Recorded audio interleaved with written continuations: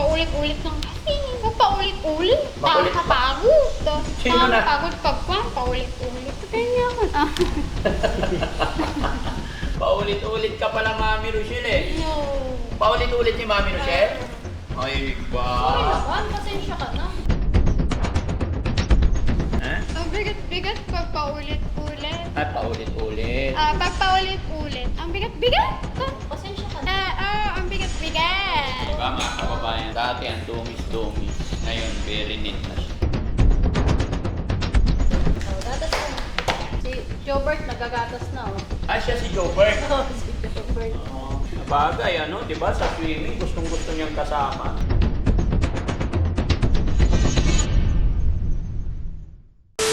Good morning mga kababayan, mga kabarangay, no?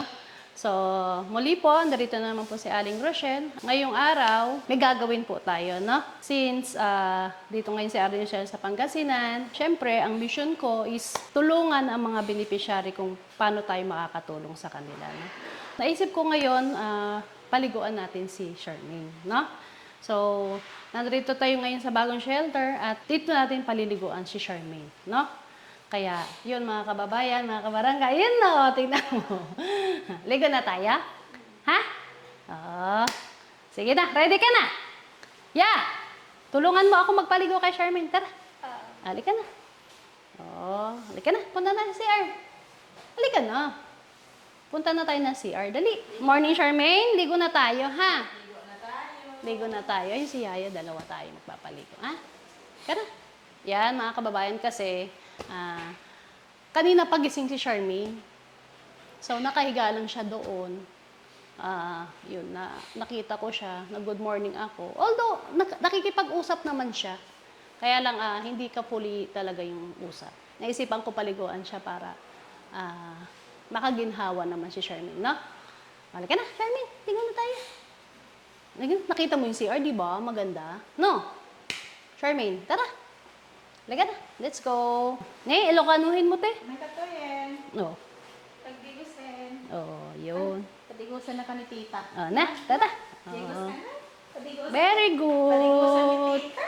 Paliliguan namin siya. Let's go. Wala nang piluwa. Oh, sige. Tignan mo yung CR natin. Oh, di ba? Oh, narud. Yan. Okay. Yun. So, paliguan muna namin sila, guys. Halika na. Te, sarado mo yung pintuan.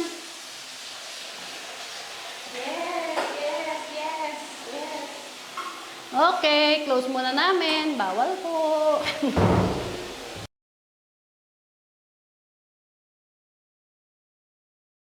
Te, yung ano niya, tuwalya. Yan. Halika na. Dali, Charmaine. Tuwalya muna. Sige, lalay mo muna siya, te. Kaya punta ako dito. Timplahan ko siya ng gatas. Yun, tapos na kami mga kababayan, mga kabarangay. Kaya lang medyo ayaw pa siyang magbihis. Wala tayong pamunas dito. Gusto niya kasi siya magbibihis sa sarili niya. Ayan, medyo inaano pa natin. Nilalambing pa ni ate. So, ando na. Kasi nagbibihis na siya. Timplahan ko muna siya ng gatas niya. Okay, sige. Kuhanan ko muna.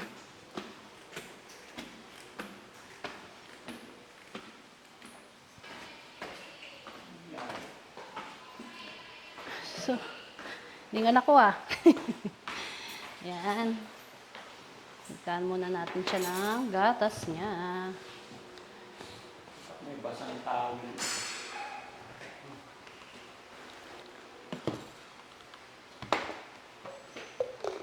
Yan, magagatas muna siya mga kababayan. No? Kasi, para tanggal sigura niya.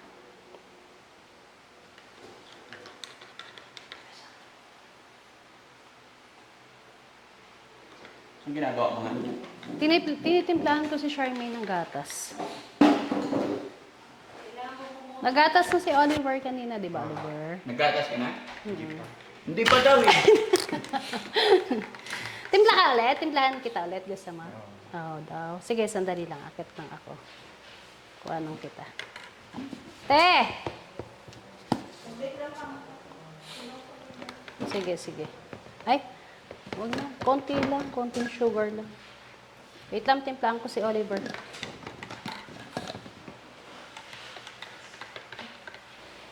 Gagatas daw ulit. Mm. Pero naggatas na sila kanina in the morning. Tinamplahan ko rin siya. May sinabi nga siya sa akin, Han. Ano? Ano sabi mo sa akin kanina?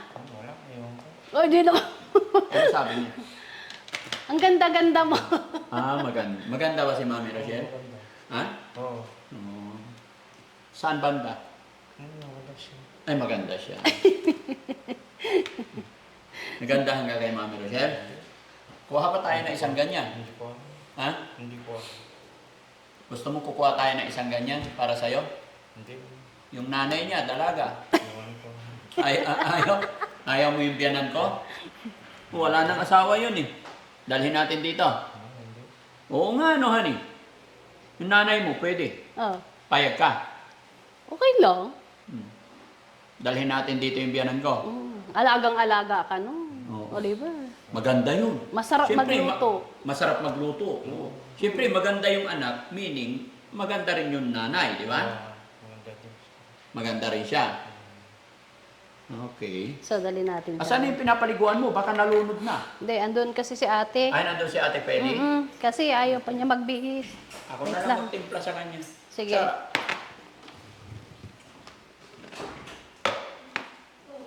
Huli ka na. Ayun na. Okay na siya. Ay! Ng tiyan ko, guys. Kainan nila ako ng ano.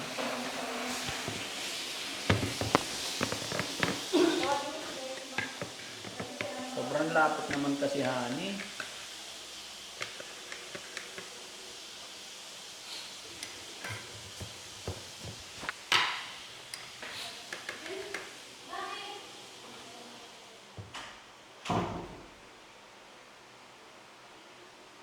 Ay. Para mabilis lumaki si Kuya Oliver. Oo. Gatas na. Oo.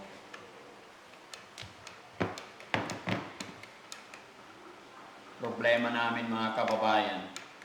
Nakaraang araw. Nagsasagutan na si Kuya JJ tsaka si Nanay Ansing kung saan patatayuan ng bahay daw to. Naisip na nila na magtayo ng bahay. Si Daddy Frankie, hindi ko pa naisip. Nag-almusal na ba sila? Nag-almusal na? May tinapay doon, may sliced bread, di ba? Ang dami sa sasakyan. Wala na. Mapasok ka. Wait na, mainit. Bitawan mo. Mainit. Oh. Okay? Dahan-dahan lang.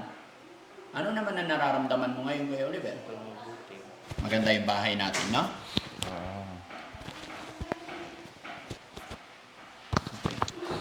Oh, sige na, tikman mo. Pero mainit, ha? Hipan mo. Haba na ng kuko niya. Kailangan nail cutteran natin to.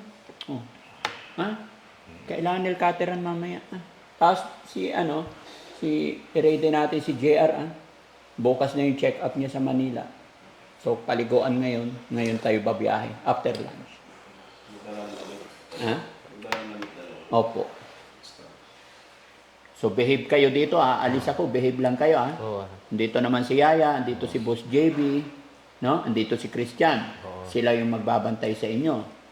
So kami, si Kuya JR naman ay papagamot natin para lahat kayo gagaling na, no? Oo. Opo. Aray ko, pagod ako mga kababayan. Pagod ako today.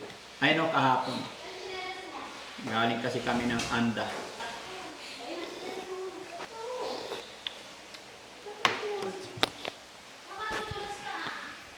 Dito ka. Dito. Dito ka. Sit down. Yan. Suklay na ito. Suklay. Ano Ay, walis. Walis na lang. Ha? Maganda, di ba? Walis. Kanino ba to? Oo, walis. Kanya yan, kanya yan. Oh, sa'yo Kailangan to eh. kanya. Walis. Sige, suklayan mo lang. Ayun, kasi parang paulit-ulit lang kasi. Huwag paulit-ulit. Makulit. Nakakapagod. Sino na? Nakakapagod pag paulit-ulit. Patayin niya ako. Ah, Paulit-ulit ka pala, Mami Rochelle eh. no. Paulit-ulit si Mami Rochelle? Ay, Sorry ba? naman, pasensya ka na. Ikaw pala, Ang bigat-bigat eh. Ha? Si Mami Rochelle pala paulit-ulit eh. Mabigat ba ako? Siyempre, chabi-chabi yan eh. Mabigat daw ako eh. Bigat. Honey, next na uwi mo, magdala ka rito ng magandang suklay, ha? Oo, bibilan ko siya. Baka kasi na sasaktan yung anit niya. Yung maganda ba? Magpaulit-ulit kasi ang Ang kulit. pagod. Sino makulit? Ay, nakakapagod. Ang bigat-bigat. Sino nakapagod? Si Mami Rochelle? Ha? Ang bigat-bigat pag paulit-ulit. At paulit-ulit. Pag paulit-ulit. Ang bigat-bigat. Pasensya ka na. Ang bigat-bigat. Diba mga kababayan? Dati ang dungis-dungis. Ngayon, very neat na siya. Yan. Oo, kasi late na sukla. Ito yung milk mo, inom ka na. Mainit, ah. Ito ko lang. Hindi ako yung... Oh, sige na. Hindi nga kasi ako yung nai. Sige na. Ikaw lang yun. Oh, gatas ka na. Oh, si Jobert nagagatas na, oh. Ah, siya si Joe Perk. Oh, si Jobert. Oo. Nabagay, ano, di ba? Sa swimming, gustong-gusto niyang kasama. No? Okay. Sige, ikaw muna han magkapag-usap kasi talagang para akong lantang gulay. Sa nararamdaman ko ngayon. Ganun, para hindi na ano yung mata mo.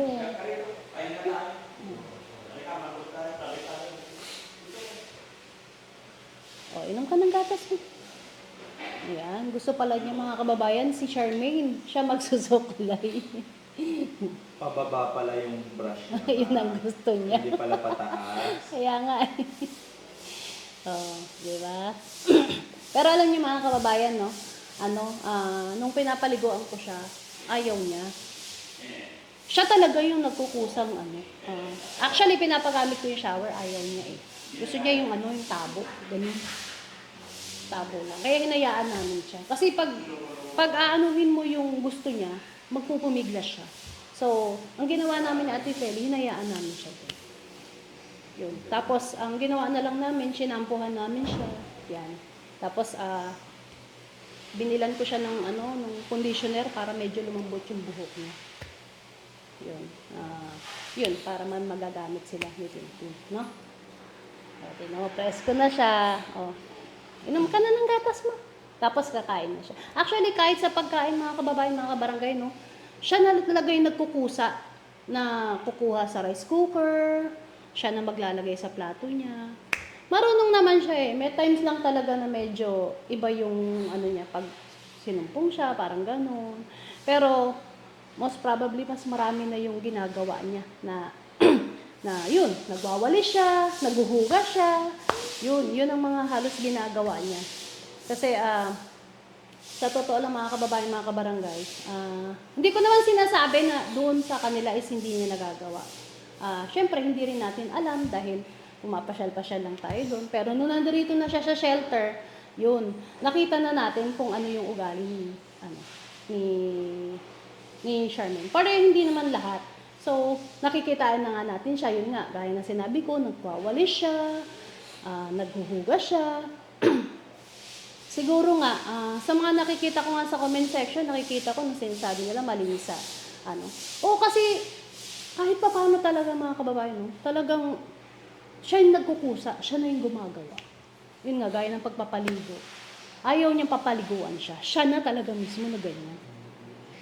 Ultimo, ang shampoo lang talaga medyo hindi pa niya, yung parang yung ginawa namin, kami nag-shampoo ni ate. Ginano namin yung buhok. Pero siya rin, nagkaganon-ganon siya nung nalaman niya, nakita niya nagsashampoo na kami. Kaya, yun, kahit pa paano, kakatulog siya talaga dito ng matagal. Tapos, gising din siya in the morning, yun nga, gaya na sinabi ko, kasi tinanong ko siya kay ate kanina kung gising na si Charmaine. Sabi naman ni Ate Feli, gising na ma'am, kaya lang, humiga ulit. So, parang siguro, wala pa siya sa mood na magano, kaya humiga siya ulit. Tapos, nung pinuntahan ko siya para maligo, may bag siya doon. Una, ayaw niya makipag-usap sa akin. Nung hinawakan ko yung bag niya, kanino to? Sa akin yan, sabi niya. So, talagang kahit pa paano nakakausap mo na siya ng maayos, no? Kasi nga, gawa nga ng nakakatulog na siya, nakakakain na siya. Yun, medyo marami siya kumain eh. Kaya, yun, kahit papano. Thank you Lord. Yan, kahit papano. May unti-unti na naman tayong natutulungan para manumbalik sa kanyang pag-iisip. Na, Charmaine, inom ka na. Yan. Kasi si Charmaine, pag binigyan mo siya, hindi pa niya muna iinumin, hindi muna niya kakainin. Ilagay mo lang dyan.